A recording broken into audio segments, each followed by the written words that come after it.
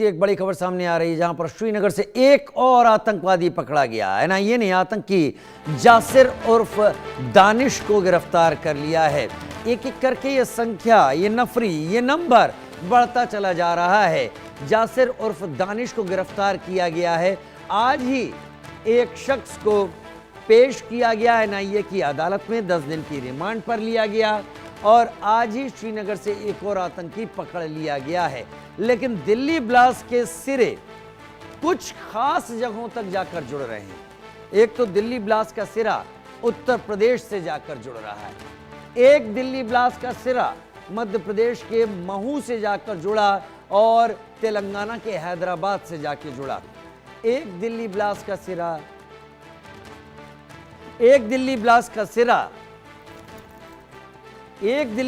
सिरा हरियाणा से जुड़ा, लेकिन कई सारे सिरे जुड़े जम्मू कश्मीर से जाके।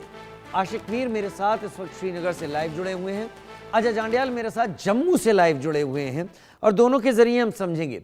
आशिक, सबसे पहले मैं आपका रुख करता हूं। जैसा मैं अभी कह रहा था, कुछ सिरे ऐसे हैं जो उत्तर प्रदेश में कानपुर और लखनऊ से जुड़ रहे हैं, कुछ सिरे ऐसे हैं जो मध्य प्रदेश में महू से जुड़े और तेलंगाना में हैदराबाद से जुड़े, और एक मेन सिरा हरियाणा के फरीदाबाद या आसपास का इलाका, लेकिन कई सारे सिरे जम्मू कश्मीर से।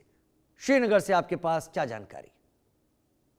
देखिए, बिल्कुल राजीव, जिस तरह से national investigative agency Delhi blast को लेकर जांच कर रही है और दक्षिणी कश्मीर से लेकर श्रीनगर शहर तक जो है अब इन्वेस्टिगेशन में काफी ज्यादा तेजी लाई गई है और एनआई की तरफ से कई सारे अरेस्ट जो है अभी तक किए गए हैं और आज एक और शख्स को जो है अरेस्ट किया गया है, जिसका नाम जासिर बिलाल के तौर पर कहा जा रहा है, जो कि काजीगुंड का रहने वाला है। बताया जा रहा है कि टेक्निकल सपोर्ट और ड्रोन्स को जो है डेवलप करने के लिए जो है जासिर ने काम किया है दिल्ली ब्लास्ट में। और इससे पहले हमने देखा था कि आमिर नामी शख्स, जिसके नाम पर जो है गाड़ी जो है रजिस्टर्ड हुई थी, गाड़ी उसी नाम पर जो है परचेज की गई थी, जो कि उमर चला रहे थे। और कहीं ना कहीं ये खुलासा जो है अब आहिस्ता आहिस्ता से बढ़ने लगा है, क्योंकि कई सारे अरेस्ट जो है अभी तक दिल्ली ब्लास्ट को लेकर हुए हैं। और खासतौर पर अगर हम दक्षिणी कश्मीर के इलाकों की बात करें, जहां पर अभी तक कई सारे डॉक्टर्स भी डिटेन किए गए हैं, जिनसे पूछताछ जो है अभी भी चल रही है। और आज जो है एक और शख्स को जो है गिरफ्तार किया गया है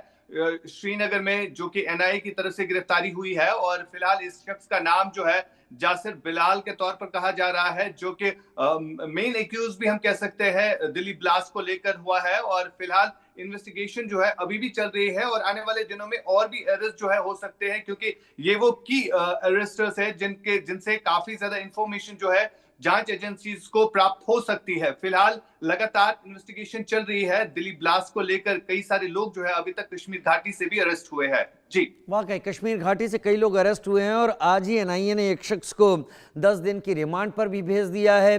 लेकिन डॉक्टर शाहीन को लेकर भी बहुत सारे खुलासे हो रहे हैं। अजय, जम्मू से भी इस बारे में जानकारियां निकलकर सामने आ रही हैं, लेकिन ओवरऑल जो जानकारियां आपको मिल पा रही हैं इस वक्त, क्योंकि एनआईए पूरे पैन जम्मू कश्मीर को इस इन्वेस्टिगेशन में कवर कर रही है, क्या जानकारी आप तक?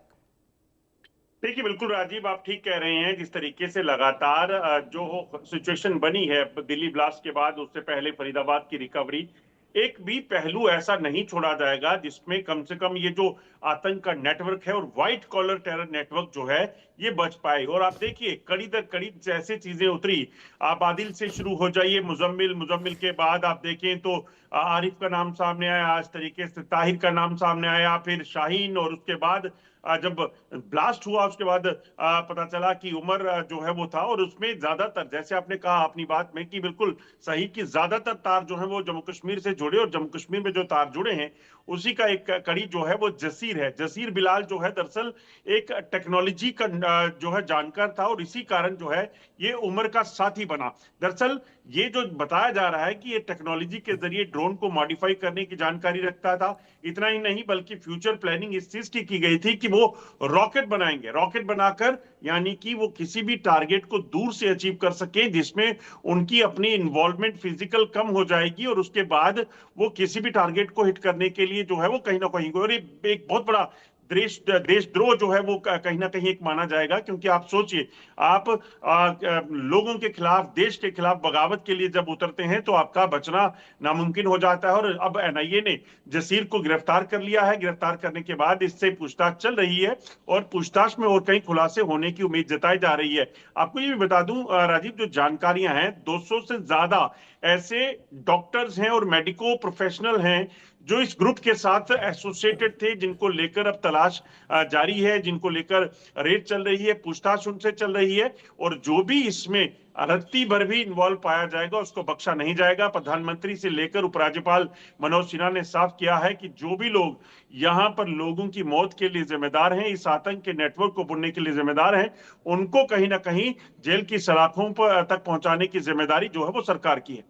वो सरकार की है वाकई। लेकिन आशिक आशिक बड़ी बात यह है कि मैं अभी अल-फलाह यूनिवर्सिटी के बारे में थोड़ा सा जानकारी देख रहा था, और जो अल-फलाह यूनिवर्सिटी से जानकारी मिली है, वहाँ के चांसलर को 2 समन भेजे गए, वो अभी तक सामने नहीं आए। उनके भाई को हैदराबाद से आज एमपी पुलिस ने अरेस्ट किया है।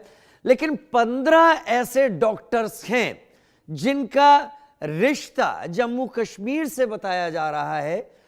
ये 15 के करीब की मैं नफरी बता रहा हूं, इसमें कम ज्यादा हो सकता है, और वो लापता हैं। क्या ऐसी कोई जानकारी आप तक पहुंची?